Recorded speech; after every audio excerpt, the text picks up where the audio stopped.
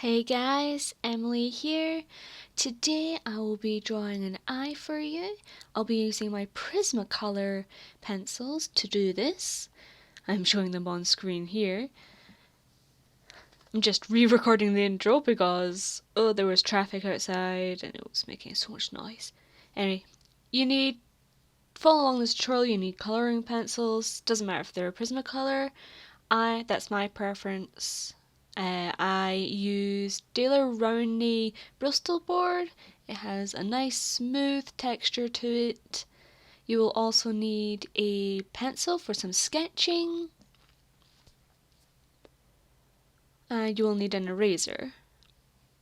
You will also need a reference photo. I'm using this one of a blue eye. Let's get started, shall we?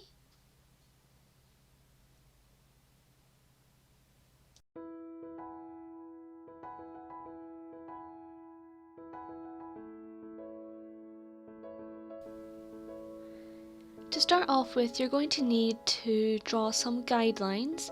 Here I just drew a circle within a circle within a circle to get the eyeball and the iris and the pupil.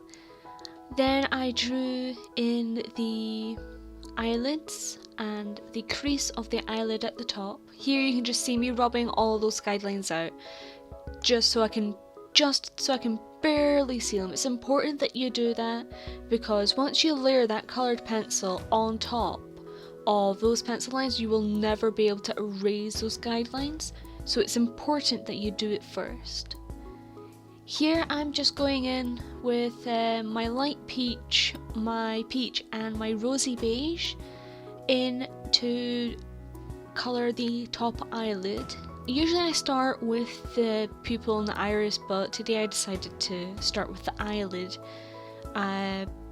For coloured pencils, I generally do tend to start with the skin. I actually generally start with the nose, but we're just doing an eye today. So here I'm just doing the lower lid with the same three colours, just so we can have a base layer down. It's important that when you are making marks on your paper with coloured pencil or any pencil that you do so with the lightest of touches. This way this doesn't harm the tooth of the paper, and so you can layer your colour more easily. Here I'm just going into the iris of the eye now with a sky blue. I think it was a light sky blue. Here I'm using my black for the pupil because that's the darkest part of the eye. As you can see, I'm not going straight in and burnishing right away. I'm using layers, building up that colour so I can get a deep black. Here I am going on to, I believe this is cerulean blue. I believe it's my cerulean. It's either cerulean or electric blue. I should have written down which ones I used first.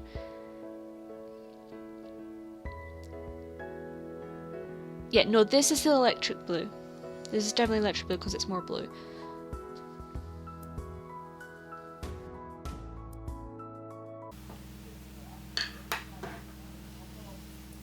Copenhagen blue, PC 906. Showing pictures matching your request. No, that's not what I wanted. Why? Why did you show me this?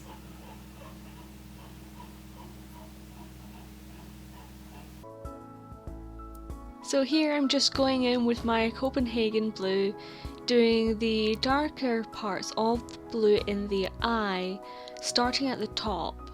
At the top of the eye, the top of the iris ball, the top of the entire eye, including the white, that is the darkest area of your eye because there's a shadow coming down from your upper eyelid.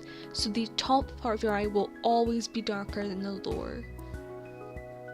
Here I'm just blending all those blues together with all the different blues that I used. Here I'm just adding more detail in, and I'm blending again, and then I'm going in with the black to just deepen those blues right at the very top. I use it very minimally. Now I'm going back in, I'm using a beige just to bring out some more tones in the skin. The more tones you use, the better. Your skin isn't just one colour, it's a variety of colours. Here I'm using a sienna brown just for the line on your eyelid right at the top, and on the crease, just so we can get that dark part, because those are the darkest parts of the skin. So we're wanting to go in there with our darker colours, blend it with your peach colour, just so it has a smooth transition, so it doesn't look like you have a big harsh line. Here I'm just using a variety of my colours. I'm using my peach, I'm using my rosy beige, my light peach. I was using a light umber for that top part as well.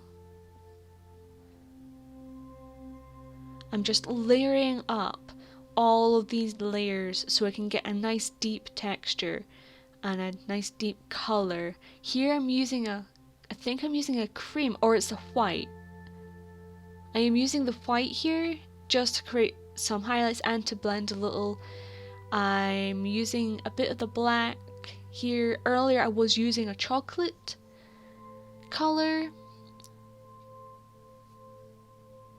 and there I went in with a little bit of Tuscan red just to bring out some pink in the waterline. I didn't actually go pink enough in the waterline, so it looks like there is no waterline. Here I am with the chocolate again, just bringing out those shadows. There's that Tuscan red, there's the rosy beige. Again, it's just building up layers so you can get that nice colour gradient.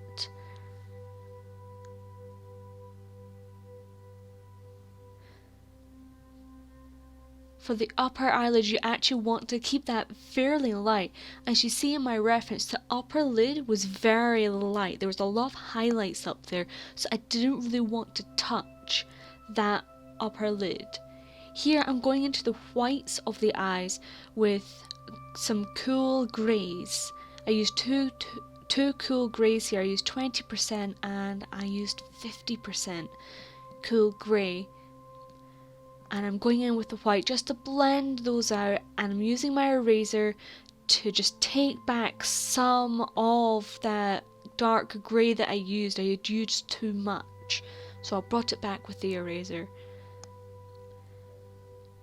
And here I am with the black, just getting in those darkest areas of the eye. It was very dark towards the corner of the eye. Here I am using a lilac on the lower lid just to bring in some extra colour, and I blended that out with my peach.